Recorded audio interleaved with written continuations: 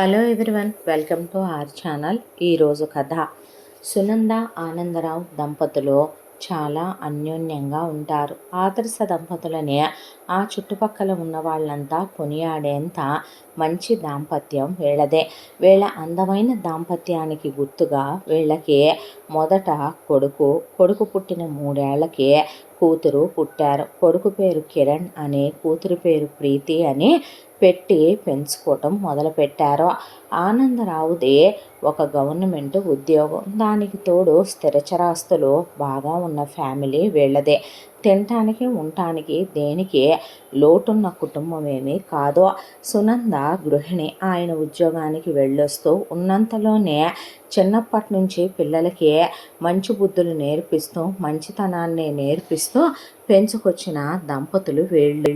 తానొకటి తలిస్తే దైవం ఒకటి తలుస్తాడన్నట్టు కాలచక్ర ప్రవాహంలో రోజులు, నెలలు, సంవత్సరాల కాలం అలా గడిచిపోతూ కొడుకు వ్యసనాలకి అలవాటు పడే కొడుకు చెప్పాలంటే చాలా దారుణంగా తయారవటం మొదలుపెట్టాడు. తల్లిదండ్రులుగా పిల్లల్ని కొట్టి తిట్టి చెప్పే అమ్మా నాన్నలు కాదు వీళ్ళు. కాబట్టి ముందు కొడుకుని కూర్చోబెట్టి, తప్పయ్యా ఇలా ఉండకూడదు, ఇంత చిన్న వయసుకే నువ్వు తాగుడని, సిగరెట్లని, జూదాలని, గుర్రపందాలని ఇలా అలవాటు కాకూడదు అని చాలా బ్రతిమిలాడి చెప్పారు. అబ్బే వింటేనేగా చదువుని నిర్లక్ష్యం చేసేయటం మొదలుపెట్టాడు. ఆ తర్వాత రూపాయి దొరకనివ్వకుండా చేశారు. బయట అప్పులు చేయటం మొదలుపెట్టాడు. అప్పుల వాళ్ళని డబ్బులు ఇస్తే మొహం పగిలిపోద్ది, నాకు ఆ అప్పులకి ఎలాంటి సంబంధం లేదని ఆయన అడ్డం తిరిగి కూర్చున్నాడు. తర్వాత ఎదురు సమాధానం చెప్పి అమ్మా నాన్నల మీద తిరగబట్టం, ఎదురు చెప్పటంతో విసిగిపోయిన ఆయన చెయ్యి చేసుకుంటే ఆయన మీదకి చెయ్యెత్తి ఆవిడనైతే 4 దెబ్బలు వేసేశాడు కూడా కొడుకు. ఇక ఇలా రోజులు గడిచిపోతూ ఉండగా కొడుకుది వీళ్ళకి తీరని దిగులై కూర్చుంది వీళ్ళ నెత్తి మీద. ఈలోపు కొడుకుని ఎలాగోలాగా నానా తిప్పలు పడే ముందు చదువు పూర్తి చేయరా దరిద్రుడా అని ఆయన కాళ్ళు పట్టుకొని బ్రతిమిలాడి ఊళ్ళో వాళ్ళంతా పండిత పుత్ర పరమసుంట అని ఇలాంటి వెధవ పుట్టాడేంటో ఆనందరావు కడుపున అందరికీ మంచి చెడు చెప్పే ఆ దంపతులకి ఇలాంటి దరిద్రుడు పుట్టడం తీరని లోటు కాదా అని అందరూ చెప్పుకుంటే ఎంతో అవమానంగా బాధగా అనిపించేదా దంపతులకి. ఆ తరువాత కొడుకు ముక్కి మూలిగి ఎలాగోలాగా ఇక ఎంటెక్ దాకా చదువు పూర్తి చేసిన కొడుకు బ్యాక్లాకులతో సహా దాన్ని ఎలాగో అటకెక్కించి ఆ తర్వాత వస్తూనే ఒక అమ్మాయిని వెంట పెట్టుకొచ్చాడు. ఆ అమ్మాయి పేరు వృషాలి. నేను ఈ అమ్మాయిని ప్రేమించాను, ఈ అమ్మాయిని పెళ్లి చేసుకుంటాను అని చెప్తే చూడటానికి వృషాలే మొన్ను తిన్న పావులాగా వంచిన తల ఎత్తకుండా మహాపతివ్రతలాగా అనిపించింది వీళ్ళ కళ్ళకే. దాంతో చాలా పెద్ద పెద్ద కొమ్ములు తిరిగిన మగవాళ్ళు కూడా, వ్యసనపరులైన మగవాళ్ళు కూడా భార్య అనే ఒక బంధం, పెళ్ళి అనే ఒక బాధ్యత, బిడ్డలు అనేటటువంటి రేపటి రోజు మీద ఆశ ఉంటే చాలామంది మారిన వాళ్ళు ఉన్నారు అనే దాంతో ఆయన కొడుకుకి ఆ అమ్మాయినిచ్చి కానీ కట్నం తీసుకోకుండా పెళ్లి జరిపించారు. ఇక పెళ్ళి అయిపోయింది లగ్గాయితో. కోడలు ముందు మెల్లగా ఉంటూ సైలెంట్గా సౌండ్ లేకుండా అత్తగారి చేత మామగారి చేత ముందు వాళ్ళ వాటాకి రావాల్సినటువంటి ఆస్తి రాయించుకున్న దాకా సైలెంట్గా ఉండే, ఆ తర్వాత కొడుకుని మించిన పైలా పచ్చీస రకమని కోడలు వాళ్ళకు అర్థం కావటానికి ఎంతో టైం పట్టలేదు. కోడల్ది బారెడంత కుటుంబం అయినా అది వీళ్ళకి అనవసరమైన విషయం. కానీ ఇక్కడి నుంచే అమ్మా నాన్నల్ని ఉద్ధరించటం, చెల్లెల్ని తమ్ముళ్ళని అక్కని అన్నని ఉద్ధరించటం అయిపోయిన తర్వాత తను సినిమాలకు వెళ్ళటం, షాపింగ్లకు వెళ్ళటం, ఉమెన్స్ క్లబ్బులకు వెళ్ళటం, స్లీవ్లెస్లు వేయటం, ఇక పార్టీలకు వెళ్ళటం, పబ్బులకు వెళ్ళటం, పార్లర్లకు వెళ్ళటం విచ్చలవిడితనంగా తయారైంది కోడలో. ఇదేమిటని ప్రశ్నిస్తే ఇక మొగుడికి ఉన్నవి లేనివి అవి చెప్పి అత్త మీద మావ మీద చాడీలు వాళ్ళ మీదకి ఉసిగొలిపి పంపించేదే. దాంతో వాళ్ళ బ్రతుక్కే ప్రశాంతత మనశ్శాంతి లేకుండా పోయి వెదవ బతుకు ఎందులోన్నా దూకి సస్తే పోద్దేమో ఎదవ జీవితం అనిపించేసింది ఆమెకి ఆయనకే. పొద్దున్న లేస్తే ఇంట్లో అవమానాలు అవహేళనలో ఏ ఆశ్రమానికో పోయి బతుకుదామన్నంత విరక్తి కలిగిపోయిన మనసులు. ఒకవైపును చూస్తే కూతురు ప్రీతి బాధ్యత ఉండేసరికి ఇక సునంద ఆనందరావు ముందు పిల్లకి పెళ్లి జరిపించాలనే కూతురుది చదువు అయిపోయింది, ఇంజనీరింగ్ అయిపోయిన తర్వాత వాళ్ళు కూతురికి సంబంధాలు వెతుకుతుంటే నాకు మోడలింగ్ చేయాలని ఉంది నాన్న, నేను ప్రొఫెషనల్ ఫోటోగ్రఫీ కూడా నేర్చుకున్నాను, దానికి తోడు ఫ్యాషన్ కోర్సు బ్యూటీ కోర్సు కూడా చేశాను, ఫ్యాషన్ టెక్నాలజీ కూడా చేద్దామనుకుంటే నువ్వు కాదని ఇంజనీరింగ్ చేయమన్నావని చేశాను, నేను మోడలింగ్కి వెళ్తానంటే కూతురు దవడ పగలగొట్టింది సునంద. ఇప్పుడు దాకా వాడితో పడుతున్నాం చాలదని నువ్వు కూడా తయారయ్యావా మా ప్రాణానికి? నోరు మూసుకొని చెప్పిన మాట విని పెళ్లి చేసుకొని వెళ్ళు తల్లి, మా బతుకులే గాల్లో దీపంలాగా ఉన్నపురం అంతా ఊడ్చుకుపోయి ఒకప్పుడు సునంద ఆనందరావులాగా ఉండాలి ఏ భార్య భర్తలైనా అని చెప్పుకునే దగ్గర నుంచి వీళ్ళ కొడుకు లాంటి వాళ్ళని కని వీళ్ళలా పెంచకూడదు అనేంత దిగజారిపోయి వీళ్ళ కోడలు లాంటి మహాపతివ్రతం తెచ్చుకోకూడదు ఇంటికి వెళ్ళాలుగానని ఊసి పెడుతున్నారు. బయటికి వెళ్తే జనాలు మా వెనకాల. అది జాలదనే కూతురు ఇప్పుడు అర్ధనగ్న బట్టలు బికినీలు వేసుకొని నువ్వు ఇప్పుడు క్యాలెండర్లోనూ మోడలింగులు ర్యాంప్ వాకులు చేయాల్సిన అవసరం ఏమి లేదులే, కానీ దానికి తగిన వాళ్ళు వేరే ఉంటారు, నువ్వు మోడల్ అవ్వక్కర్లేదు, ఒక మొగుడికి పెళ్ళానివయ్యి ఎల్లాలివై కాపురం ఎలగబెడితే చాలే నోరు ముయ్యమని ఆయన కూడా గదిం పారేశాడు. ఆ తర్వాత ప్రీతి చూడటానికి చాలా బాగుంటుంది. ఇక ఒక సంబంధం వెతుక్కున్నాడు ఆనందరావే కింద మీద పడి. అబ్బాయి పేరు గౌతమ్, అమ్మా నాన్నలకి ఒక్కడే కొడుకు, వాళ్ళకి ఆస్తిపాస్తులు స్థిరచరాస్తులు బాగా ఉన్నాయి. గౌతమ్ వాళ్ళ నాన్న చాలా పెద్ద బ్యాంక్ మేనేజరు, వాళ్ళమ్మ ఆవిడ ఖాళీగా ఉండదు, ఆవిడకి హాబీగా మొదలుపెట్టిన కుట్లు అల్లికలు ఈ రోజున ఆన్లైన్లో ఆవిడ ఎంతోమందికి ఆఫ్లైన్లో నేర్పిస్తూ ఆన్లైన్లో ఆవిడే సరుకు కొనే వెబ్సైట్లో పెట్టి యాప్లో పెట్టి సేల్ చేస్తూ ఉంటుంది ఆవిడ. ఇలా వాళ్ళది చాలా మంచి ఉత్తముల ఫ్యామిలీ. పిల్లాడు MBA చదువుకున్నాడు, అబ్రాడ్ కూడా వెళ్ళొచ్చాడు. పిల్లాడికి స్టార్టప్ ప్లాన్ ఉందన్నాడని వాళ్ళు ఉద్యోగం చేయటం ఇష్టం లేదన్నాడని కొడుకు వాళ్ళు ఎదురు పెట్టుబడి పెట్టి మరీ పిల్లాడితో వ్యాపారం పెట్టించారు. ఇప్పుడిప్పుడే ఆ వ్యాపారం పెట్టి 1 ఏడాది అవుతోంది. అబ్బాయి పేరు గౌతమ్. చక్కగా ఆ వ్యాపారం ఈ మధ్యనే కాస్త 3 పువ్వులు 6 కాయలుగా మెల్లమెల్లగా వికసిస్తోంది. ఆ అబ్బాయికి ఇచ్చి చేస్తే సుఖపడుద్దే, దానికి తోడు పిల్లాడికి ఏ చెడు అలవాట్లు లేవు. వాళ్ళ అమ్మా నాన్న కోడలను కొట్టే తిట్టే రకాలు కాదు, కూతురైనా కోడలైనా ఇదే అవుద్ది ఆ ఇంటికే. పిల్లాడు చాలా మంచోడు, చూడటానికి చక్కగా ఉన్నాడు, ఏ వ్యసనాలు లేవు ముందు కిరణ్ గాళ్ళలాగా అని ఆయన సునందకి చెప్పాడు. వాళ్ళు పెళ్లి చూపులకు రావటం ప్రీతి నచ్చటం, వాళ్ళు రూపాయి కట్న కానుకలు వద్దు అని పెళ్లి ఖర్చులు కూడా మేమే పెట్టి చేసుకుంటామంటే ఆనందరావు అల్లుడితో సొంత కొడుకే అనుకొని పక్కకు పిలిచి కొడుకు కోడలు గురించి చెప్పి, బాబు ఆస్తి ₹1 కూడా మిగల్లేదయ్యా, మొత్తం ఊడ్చేశారు, దానికి ఇవ్వాలనుకున్నది కూడా మొత్తం దిగదింటం మమ్మల్ని అప్పులు పాలు చేయటం అయిపోయింది. ఇప్పుడు నేను ఉద్యోగానికి వెళ్ళి ఈ కొంపను పోషించాలి, తప్పుగా అనుకోకయ్యా, అల్లుడుగా నీకేమీ ఇవ్వలేకపోతున్నాను, పిల్లకేం పెట్టలేకపోతున్నాను అని ఆనందరావు బాధపడితే, చచ్చా ఏం మాటలు మావగారు అని గౌతమ్ ఆయన చేతులు పట్టుకున్నాడు. తర్వాత గౌతమ్కి ప్రీతికి గౌతమ్ వాళ్ళ అమ్మా నాన్నే ఎంగేజ్మెంట్ ఖర్చులు పెళ్లి ఖర్చులు ఇక ప్రీ వెడ్డింగ్ షూట్లు మెహందీలు హల్దీలు సంగీతులు అన్నీ గ్రాండ్గా పెళ్లి జరిపించారు. ఫస్ట్ నైట్లు అయిపోయినాయి, హనీమూన్లకి వెళ్ళొచ్చారు. ఆ తరువాత ప్రీతి గౌతమ్నే, నువ్వు రోజు నాతో క్లోజ్ అవుతున్నావు, రోజు నా ఒంటి మీద చెయ్యేస్తున్నావు, నీకు రోజు 4-5 సార్లు కావాలి, నువ్వు నాకు దూరంగా ఉండు. ఎందుకురా అంటే, నేను మోడల్ అవుదాం అనుకున్నాను, నువ్వు ఇలా పద్దాకా నన్ను ముట్టుకుంటే పెళ్ళికి ముందు ఎంత అందంగా ఉండేదాన్ని నేను, miss India miss world miss universe కూడా నా ముందు దిగదుడిపే అనేవాళ్ళు నా ఫ్రెండ్స్, నువ్వు ఇలా నన్ను పద్దాకా ముట్టుకుంటుంటే చూస్తుంటే చూడు నేనెలా అయిపోతున్నానో. ఆడదానికి నిజమైన అందం ఏంటో తెలుసా? భర్తతో అందంగా కాపురం చేసుకొని సంతోషంగా ఉండటం. పెళ్ళైన తరువాత ఒక ఆడపిల్లకి మగపిల్లాడికి పెళ్లి నీళ్లు పడ్డాయి అంటారు చూసావా?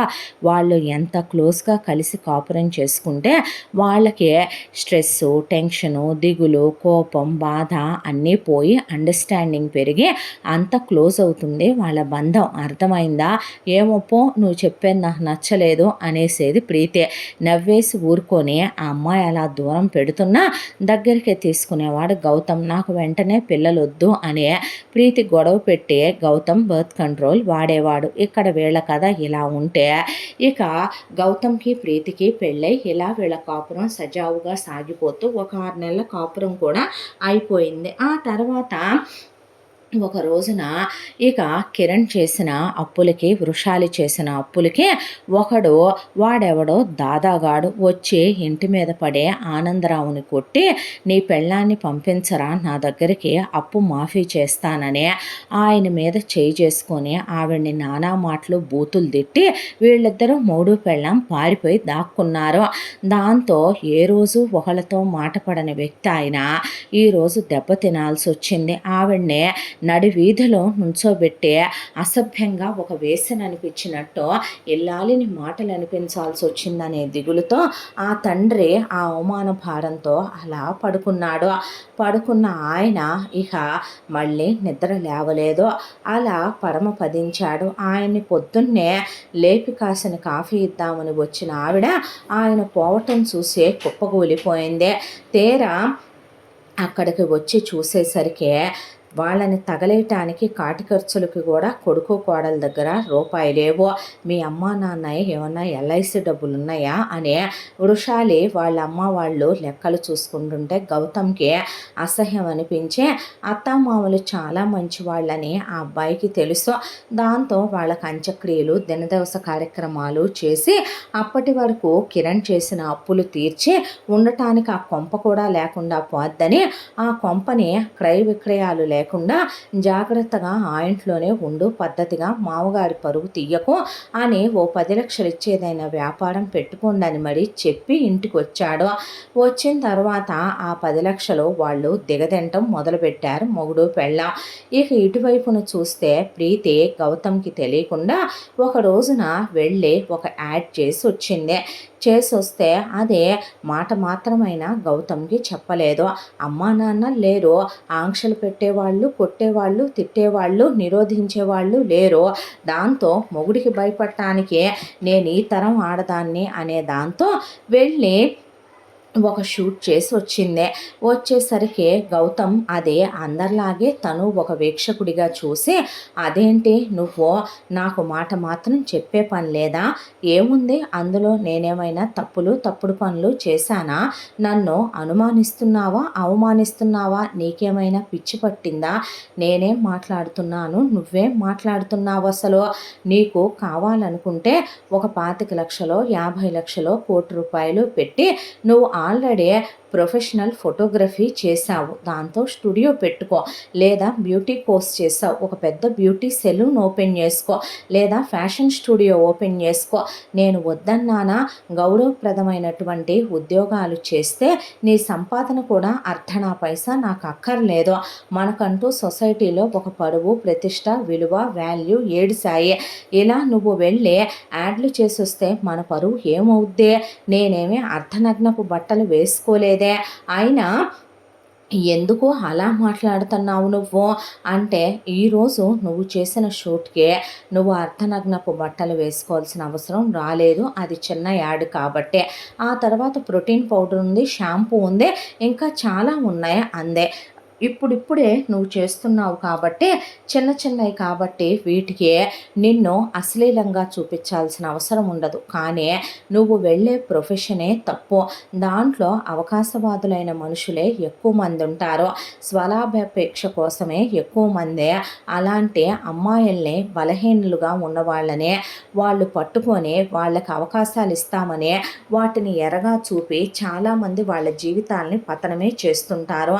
మనకేమైనా ఏమైనా తినటానికి లేక ఉండటానికి లేక నీకేం కర్మ పట్టింది, నీకు ఇలాంటి చాదస్తం పిచ్చి ఉందని అత్తయ్య మామయ్య నాకు చెప్పే పెళ్లి చేశారు. పిచ్చి పనులు చేస్తే అస్సలు ఊరుకోను అనేసరికి నేను చేస్తానురా, నన్ను కొడతావా తిడతావా 100 సార్లు చేస్తాను.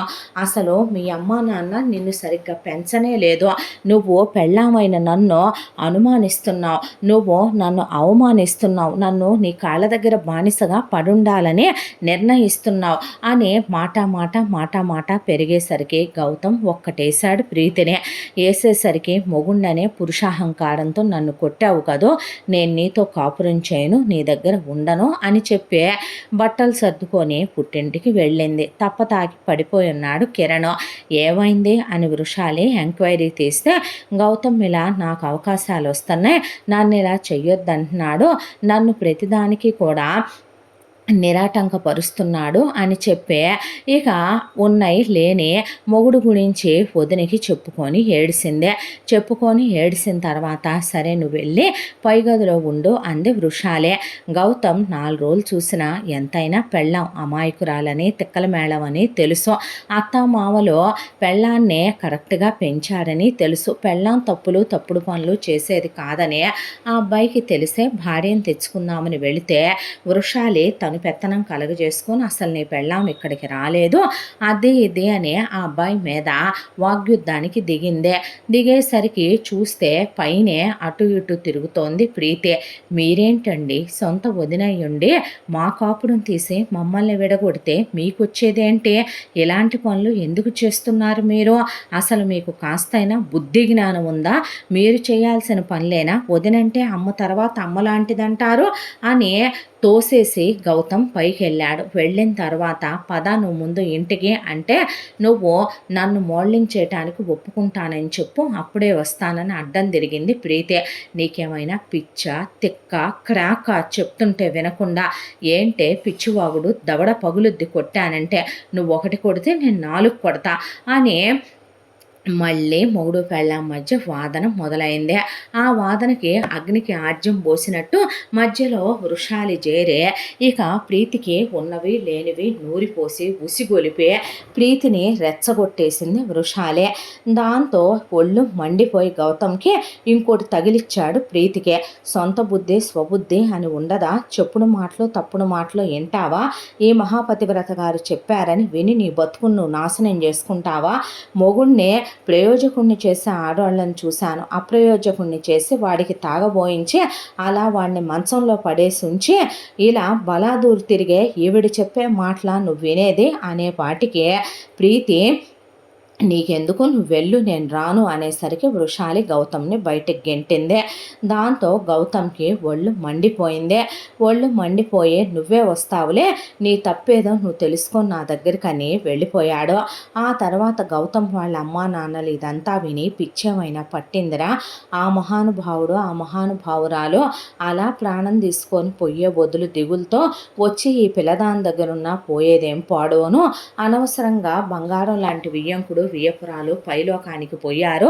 ఆ ముదృష్టపతి చూస్తే వాణ్ణి తాగిన మొత్తులో పడేసి ఇలా కాపురాలు దేస్తుంది కావాల, పద వెళ్ళి కోడల్ని తీసుకొద్దామంటే అదే వచ్చుద్దులేమ్మా, నోరు మూస్తావా నువ్వింకా అని చెప్పి వాళ్ళ అమ్మా నాన్నలో కొడుకుని వెంట పెట్టుకొని వెళ్తే ఎటు నీకు లొంగట్లేదు నీకు వంగట్లేదని మీ అమ్మా నాన్నని తీసుకొచ్చావా, మీ అమ్మా నాన్న కూడా నన్ను బానిసని పిచ్చిదాన్ని చేసి ఇంట్లో పాచి పనులు చేయిస్తూ తొక్కేద్దాం అనుకుంటున్నారా, నిజం చెప్పు, నిన్నెప్పుడైనా మేము అలా చూసామా ప్రీతి అని అడిగారు గౌతమ్ వాళ్ళ అమ్మా నాన్నలు. ప్రీతి సైలెంట్గా ఊరుకుంటే వృషాలి రెచ్చిపోయి మీరు అలాంటోళ్ళు ఇలాంటోళ్ళు అద్దె ఇద్ది గుడ్డు గుస్సు అనే తన వాళ్ళని పిలిపించి బూతు మాటలు మాట్లాడి వాళ్ళ మీదకి వెళ్ళిపోయి వాళ్ళని ఎంత మాట పడితే అంత మాటనే గోటితో పోయేదాన్ని గొడ్డలి దాకా తెచ్చి చిలికి చిన్న గొడవని పెద్ద గాలివాన్లా సృష్టించేసి ఆ తర్వాత గౌతమ్ కోపంతో చెయ్యెత్తితే నా మీదే చెయ్యెత్తుతావంట్రా, నీ మీద కేసులు పెట్టి నిన్ను నీ ఫ్యామిలీని బొక్కలో తోయిస్తాను చూడు, ఏమనుకుంటున్నావో, అమ్మో అమ్మో అమ్మో ఇంకేముంది, నా ఆడపడుచుని నరకాలు పెట్టడానికనే ఇంటి మీదకి వచ్చి పడ్డారు దేవుడో నాయనో అనేపాటికే నువ్వు వస్తావా రావా అన్నాడు గౌతమ్. నేను రాన్రా అని ప్రీతి డోరేసేసుకుంది లోపల. అదే వచ్చుద్దమ్మా, దాని తప్పు తెలుసుకొని మీరు పదండే అన్న తర్వాత నాకు విడాకులు పడే అని తర్వాత విడాకులు నోటీస్ పంపించింది ప్రీతి. అంటే ఆ మాటకి గౌతమ్ పెళ్లి చేసుకున్న పెళ్ళానికి విడాకులు ఇచ్చే అలవాటు ఆనవాయితీ రెండూ నాకు లేవు, నేను చచ్చినా ఇవ్వను. ఎందుకు ఇవ్వవు? నేను నీతో కాపురం చెయ్యను, చేస్తే నాతో కాపురం చేయాలి, లేదా నా పెళ్ళంగానే నువ్వు చావాలి, నేను మాత్రం చచ్చినా ఇవ్వనే నీకు విడాకులో. అలా అని నీకు సారీ చెప్పి నీ కాళ్ళు పట్టుకొని నిన్ను తీసుకెళ్ళి నిన్ను మోడలింగులకు పంపించే నేను బయట కూర్చుంటాను అనుకుంటున్నావా? వేషాలు ఇస్తే మొహం పగలగొడతాను అన్నాడు గౌతమ్. కరవమంటే కప్ప కోపం, విడవమంటే పాము కోపం అన్నట్టు తయారయ్యారేంటండి వీళ్ళు అని గౌతమ్ వాళ్ళ అమ్మా నాన్నలు తలపట్టు కూర్చున్నారు. ఇక్కడ వీళ్ళిద్దరు భార్యాభర్తల మధ్య ఇలా దూరం పెరిగిందని వాళ్ళ పెద్దవాళ్ళు బాధపడుతూ ఉంటే ఇదే అవకాశమని నువ్వు వెళతానన్నావు, చాలా రకాల యాడ్లు వస్తున్నాయి అన్నావు, వెళ్ళు అని వృషాలి ఉసిగొలిపింది ప్రీతినే. ఇప్పుడు అడ్డు చెప్పే మొగుడు కూడా లేడు కాబట్టి ప్రీతి ఒకవైపున యాడ్లు చేసుకోవటం, దానికి తోడు సీరియల్లో సెకండ్ హీరోయిన్ క్యారెక్టర్లు, సినిమాల్లో చిన్న చిన్న క్యారెక్టర్లు వస్తుంటే గెస్ట్ రోల్స్ చేసుకుంటూ అలా వెళ్ళి రాగానే వచ్చిన డబ్బులు తీసుకొచ్చి వదిన ఇదిగో చెక్ అని వృషాలి చేతిలో పెట్టేదే. అలా మెల్లమెల్లగా డబ్బులు రుచి మరిగిన వృషాలే శాశ్వతంగా గౌతమ్ని ప్రీతిని విడగొట్టేసే వాళ్ళ బ్రతుకులు ముక్కలు చెక్కలు చేసేస్తే శుభ్రంగా ఆడపడుచు మీద పడి బతికేయచ్చు. ఇదేదో బాగుంది లాభసాటి బేరం అని ఫిక్స్ అయిపోయి మొగుడికి తాగటానికి రోజుకో ఫుల్ బాటిల్ 4 సిగరెట్ పెట్లు తెప్పించి కిరణ్ ముఖాన పడేస్తూ లేస్తే గనక వాళ్ళ నాన్నను కూర్చొని కాసేపు వాడితో పేకాటమనే, కాసేపు వాళ్ళ అన్నయ్యని తీసుకెళ్లి గుర్రపందాలు వేయించి తీసుకురమ్మనమనే ఇలా కిరణ్ని గాలికి తిప్పటం మొదలుపెట్టింది వృషాలే. ఈ ఇంతకాలంలో గౌతమ్ ప్రీతి మధ్య దూరం 3 ఏళ్ల కాలంగా పెరిగిపోయిందే. గౌతమ్ ఈలోపు తను పెట్టినటువంటి స్టార్టప్ బిజినెస్లో బాగా సక్సెస్ సాధించే పెద్ద బిజినెస్ మ్యాగ్నెట్ అయ్యాడు. ఆ అబ్బాయిని బిజినెస్ మ్యాన్ అవార్డులు వచ్చి మరీ వరించాయి. బిజినెస్ని బాగా ఎక్స్పాండ్ కూడా చేశాడు. నెంబర్ 1 బిజినెస్ మ్యాన్ అయ్యాడు. ఎలైట్ ప్రాపర్టీస్లో చాలా పెద్ద విల్లా కొనుక్కున్నాడు. దానికి తోడు కార్లు, నౌకర్లు, చాకర్లు అన్నీ ఉన్నాయి. ఇల్లాలేదనే దిగులు. ప్రీతి తన తప్పు తాను తెలుసుకొని ఏదో ఒక రోజుకి రావాలనే ఎదురు చూసి అలసిపోతున్నాడు గౌతమ్. ఒకవైపున ప్రీతి చేసే ప్రతి యాడు చూస్తాడు, ప్రతి సీరియలు చూస్తాడు, ప్రతి సినిమా చూస్తాడు. అందరూ ఆఫీసులో మీ వైఫే కదా అంటే అవునని చెప్తాడే తప్ప భార్య గురించి ఒక్క చిన్న మాట కూడా, వాళ్ళిద్దరి మధ్య డిస్టర్బెన్స్ ఉందనే, విడిపోయామనే, అమ్మాయి పుట్టింట్లో ఉందనే ఒక్క చిన్న తప్పు మాట కూడా భార్య గురించి మాట్లాడు గౌతమ్ వాళ్ళ అమ్మా నాన్నలు కూడా కోడలు గురించే ఒక్క మాట చుట్టాలు బంధువులకి సైతం తెలియనివ్వలేదు, వాళ్ళు చెప్పను కూడా చెప్పలేదు. ఆ తర్వాత ఒక రోజున ప్రీతికి సినిమాలో ఒక హీరోయిన్ అవకాశం వచ్చింది. దట్టు అది 2 హీరోయిన్లుంటే అందులో ఒక హీరోయిన్ రోలు. చాలా హ్యాపీ ఫీల్ అయింది ప్రీతి. అయితే ప్రీతికి అక్కడ ఉన్న డైరెక్టరు, ప్రొడ్యూసరు, కొంతమంది మిగతా వాళ్ళు కలిసి వాళ్ళ విజిటింగ్ కార్డులు ఇచ్చి గెస్ట్ హౌస్కి రమ్మన్నారు. గెస్ట్ హౌస్లో కాదుగా షూటింగ్, గెస్ట్ హౌస్కి ఎందుకంటే తెలియనట్టే మాట్లాడకు నువ్వు, ఎందుకు గెస్ట్ హౌస్కి నీకు ఆ మాత్రం తెలీదా అని అడిగితే ఎందుకు అని అడిగింది. ఎందుకేంటే ఎంత అందాన్ని మా కింద నలగనివ్వకుండానే స్క్రీన్ ముందు అందరికీ చూపిస్తావా అనేపాటికి నాది ఎక్స్పోజింగ్ రోల్ కాదుగా, ఎక్స్పోజింగ్ నువ్వు స్క్రీన్ ముందు చేయక్కర్లా మా ముందు చెయ్యాలి అనేపాటికి వాట్ యు మీన్ అని అక్కడున్న వాళ్ళందరినీ చెప్పు తీసుకొట్టి నేను ఇలా కాలు జారాలనుకుంటే, ఇలా తప్పుడు పనులు చెయ్యాలనుకుంటే నేను నా కాలేజ్ డేస్లోనే చాలామంది అబ్బాయిలు నా చుట్టూ కుక్కల్లా తిరిగారురా. చాలామంది నేను అలా వెళితే చాలు మిస్ ఇండియా కాంపిటీషన్లకు వాటికి నేను అవుతానని కూడా చెప్పారు. కానీ అక్కడికి వెళితే ఎలాంటి దిగజారిపోయిన పనులు చేయాల్సి వస్తుందో తెలిసే నేను నేను అడుగు ముందుకు వేయలేదో, స్క్రీన్ మీద నన్ను నేను చూసుకోవటం నా కళ, నాకిష్టం, నా కోరిక, అలాగని చెప్పి కాలు జారి తప్పుడు పనులు చేస్తాననుకుంటే చెప్పుతో కొడతా, నువ్వు వద్దు నీ అవకాశము వద్దని అక్కడి నుంచి ప్రీతి ఇంటి దగ్గరకు వచ్చేసింది. కోపంతో ఉన్న ఆడపడుచుని ఏమైంది అని వృషాలి అడిగేసరికి జరిగిందంతా చెప్పి, చెత్త రాసుకెళ్ళి వదిన ఇలా మాట్లాడుతున్నారు, నేనంట ఒక్కొక్కడి దగ్గర 1 వీక్ బుక్ అవ్వాలంట, ఒకడి దగ్గర బ్యాంకాక్ అంట, ఒకటి సింగపూర్ అంట, ఒకటి మలేషియా అంట, ఇలా తీసుకెళ్తారంట, ఆ తర్వాత నాకు అవకాశాలు ఇస్తారంట, డబ్బుల కోసం అంటే గనక వాళ్ళతో పడక పంచుకోవాలంట, నేను ఎలా కనపడుతున్నాను వదిన అని ఆ అమ్మాయి వెళ్ళిపోయిన తర్వాత వృషాలి వెళ్ళి వాళ్ళని పర్సనల్గా కలిసి, మీ కాళ్ళ మీద పడుతున్నాను నేను, దానికి పొగరు ఎక్కువ, బలుపు ఎక్కువ, గర్వం ఎక్కువ, లెక్కలేనితనం ఎక్కువ, నేనే దానికి ఏ డ్రగ్స్ నిద్రమాత్రలో కలిపి తీసుకొచ్చి మీతో గదుల్లోకి పంపిస్తాను, మోజుతీరా మీ అందరూ అనుభవించాక ఆ అవకాశం ఏదో దానికి ఇవ్వండి, ఆ తర్వాత అవకాశాలు వచ్చేలా చెయ్యండి, ఒకసారి అయిపోయాక దాని బొత్తుకెట్టు కుక్కలు జింపిన విస్తర అయిపోద్ది, తెగిన గాలిపటం అవుద్ది, లొంగక ఏం చేస్తుంది అదే లొంగిపోద్ది, దాని మొగుడికి దానికి మధ్య ఎటు డిస్టర్బెన్స్ ఉన్నాయంటే సర్లే వెళ్ళి దాన్ని మాట్లాడి తీసుకురా అని చెప్పారు వాళ్ళు చెప్పిన తర్వాత కొంత అడ్వాన్స్ అమౌంట్ కూడా తీసుకొని వచ్చింది వృషాలే. ఈ ఇంతకాలంలో 3 ఏళ్లలో ప్రీతి ఏమీ తక్కువ సంపాదించలేదు. ఒక రకంగా పాపం వచ్చిన ప్రతి చిన్న యాడ్ దగ్గర నుంచి చేసిన ప్రతి షూట్కి సంబంధించిన డబ్బులు దాదాపు 2-3 కోట్ల దాకా వృషాలి చేతిలోనే పోసిందే. ఆ అమ్మాయికి ఎటు free makeup, free vehicle, free ఫుడ్డే కాబట్టి, ఫ్రీ బట్టలే కాబట్టి మొత్తం వృషాలి వాళ్ళే దిగదింటం మొదలుపెట్టారు. వచ్చిన తర్వాత వృషాలి కిరణ్ని ఇక అలా ఉన్న మొగుడిని పట్టించుకోదు కాబట్టి వాళ్ళ నాన్నని అన్నయ్యని పిలిచి వెళ్ళి డ్రగ్ ట్యాబ్లెట్లు తీసుకురండి అని చెప్తే, దేనికి అన్నాడు కిరణ్. అన్న తర్వాత ఇలా నీ చెల్లెలు రెచ్చిపోతుంది, ట్యాబ్లెట్లు వేసి దాన్ని టారిస్తే దానికి అవకాశాలు వస్తాయి, మనకు 4 రూపాయలు వస్తాయి, మనము బాగుపడతాం, నేను పిల్లల్ని ప్లాన్ చేసుకుంటున్నానంటే ఎందుకు ఇవన్నీ అన్నాడు కిరణ్.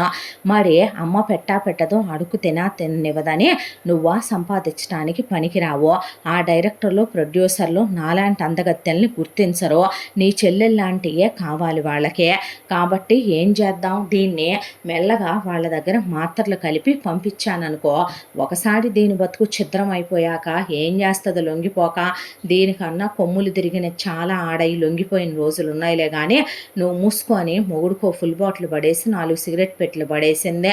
కిరణ్ సైలెంట్గా వినేసి ఊరుకున్నాడు. ఇదంతా విన్న ప్రీతి ముందు వృషాలి వాళ్ళ అన్నయ్యని అలాగే వాళ్ళ నాన్నని బయటికి వెళ్ళనిచ్చి వృషాలి వాళ్ళ ఫ్యామిలీ సినిమాకి వెళ్ళనిచ్చి, వృషాలి ఉంటే పడేసి కళ్ళల్లో కారం కొట్టి జుట్టు బీకి కాళ్ళ కిందేసి తొక్కేసి బెల్ట్లు పెట్టి బాది అన్నను కూడా చెప్పుతో కొట్టి, ఏమే నీతి మాలిందానా, నా మొగుడు అంటానే ఉన్నాడు, నీలాంటి దాన్ని నమ్మి వస్తే కాపురమే కూలిపోయింది అనుకున్నాను, కానీ మనుషుల్ని తార్చటానికి కూడా దిగజారవా నువ్వు, అదేదో నువ్వే ప్రాస్టిట్యూట్ బిజినెస్ పెట్టుకొని చేసుకోవే, ఎలా కనపడుతున్నానే, మా అమ్మ నాన్నల్ని మింగారు, మా ఆస్తి మింగారు, ఉడే నీతి జాతి లేని వెధవ, చెల్లెల్ని వేరే వాడి గదుల్లోకి పంపిస్తానంటావా, దానికి బదులు నీ పెళ్ళాన్నే, నీ మరదల్ని, నీ అత్తనే పెట్టుకోరా, నీ బావుమరిది పెళ్ళాన్ని పెట్టి బిజినెస్ అని కాండ్రిచ్చి ఉమ్మూసి ఆ అమ్మాయి అక్కడి నుంచి ముందు బయటపడి డైరెక్ట్గా ముందు మొగుడు ఆఫీస్ దగ్గరికి వెళ్తే, సార్ లేరమ్మా ఇంటికి వెళ్ళిపోయారు అని చెప్పేసరికి, ఇల్లు మారారమ్మా సార్ అని చెప్తే, ఇంటి దగ్గరికి వెళ్ళేసరికి పాపం గౌతమ్ అప్పుడే వచ్చి లైట్లు వేసి చూసుకుంటే ఎదురుగా పెద్ద పెళ్లి ఫోటో ఎక్కిడిస్తున్నట్టుగా కనిపించింది. రోజు భార్య వచ్చిందనే ఎదురు చూపులో. ఆ తర్వాత ప్రీతి వెళ్ళి బెల్లు కొట్టిందే.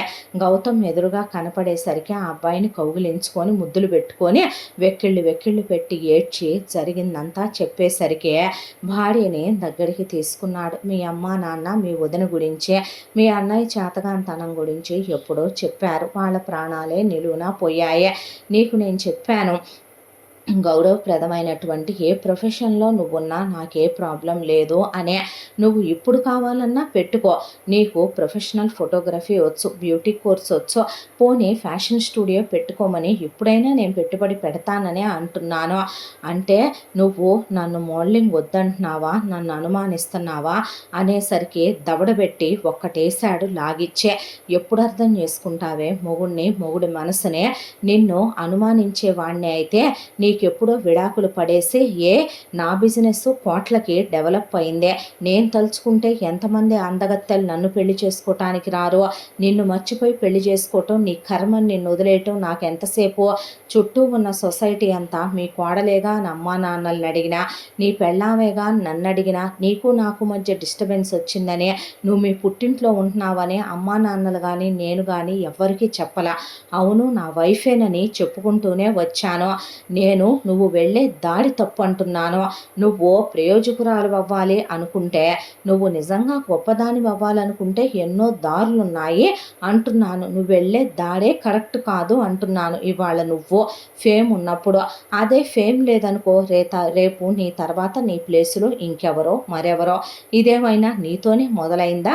నీతోనే ఆగిపోద్దా? పెద్ద పెద్ద మహామహులైన హీరోలు, హీరోయిన్లే బోర్లా పడుకున్న ఇండస్ట్రీలు ఎన్నో ఉన్నాయి. వాళ్ళతో పోలిస్తే మనమెంత అనేసరికి మొగుడికి సారీ చెప్పిందే. ఆ తర్వాత అత్తామామలు వస్తే క్షమాపణ చెప్పి మళ్ళీ అప్పుడు సెకండ్ హనీమూన్ తీసుకెళ్ళాడు గౌతమ్. వచ్చిన తర్వాత మొగుడు చెప్పినట్టుగానే తనకి ప్రొఫెషనల్ ఫోటోగ్రఫీ వచ్చు కాబట్టి అదే పెద్ద స్టూడియో ఓపెన్ చేసుకుంది ప్రీతే. పద్ధతిగా ఉంటుంది. ప్రెగ్నెంట్ అయిందే. ముందో పాప, తర్వాత ఒక బాబు పుట్టారు. ఆ తర్వాత ఆ అబ్బాయి నిజంగానే ఆ అమ్మాయి సంపాదన అర్ధనా పైసా కూడా అడగడు. చాలామంది మోడల్స్ని రెడీ చేసి పంపించే ఆ అమ్మాయి, ఫోటోషూట్లు చేసి పంపించే ఆ అమ్మాయే వాళ్ళల్లో చాలామంది చెప్పుకునేవి విని చెలించిపోయింది. తన బ్రతుకు అందులో ఒకటి కానందుకో, తన మొగుళ్ళలాంటి వాళ్ళని పోతూ పోతూ అమ్మా నాన్న ఇచ్చి వెళ్ళినందుకో చాలా ఆనందపడింది. పోయిన వాళ్ళ ఆత్మలు ఇప్పుడైనా శాంతించాయనే అత్తమామలు పిల్లల్ని పెంచుతూ ఆ అమ్మాయి దగ్గరే ఉన్నారు తోడుగా. ఇలా ప్రీతి గౌతమ్ జీవితం సంతోషంగా, గౌతమ్ ఆఫీస్కి వెళ్ళొస్తూ, ప్రీతి తన ప్రొఫెషన్లో బిజీగా ఉంటూ, అత్తమామలు పిల్లల్ని చూసుకుంటూ ఇలా సంతోషంగా గడిచిపోతూ ఉండగా వృషాలి విచ్చలవిడిగా తయారైపోయే ఇక డైరెక్ట్గానే ప్రీతి వల్ల కాలేదని తనే వ్యభిచారం వ్యాపారం మొదలుపెట్టింది.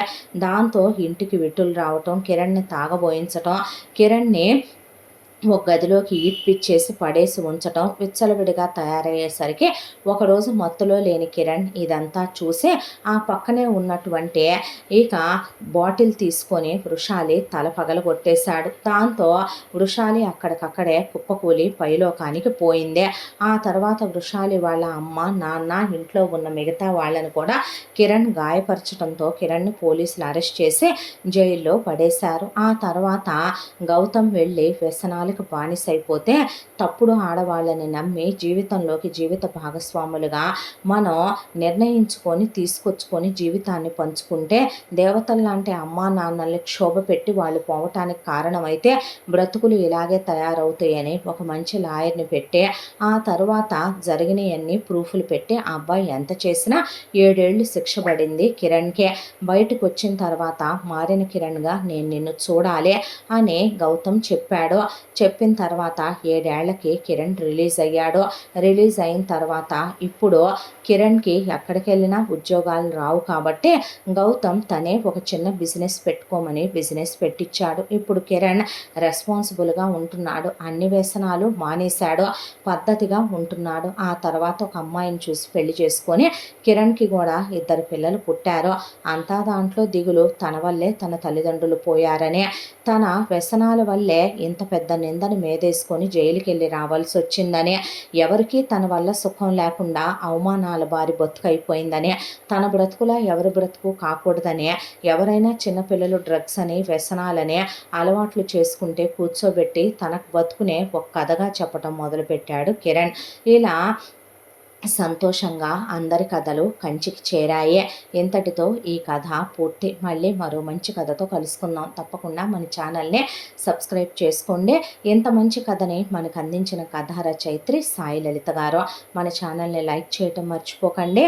మళ్ళీ మరో మంచి కథతో తప్పకుండా మీ ముందుకు వస్తాను. Thank you so much.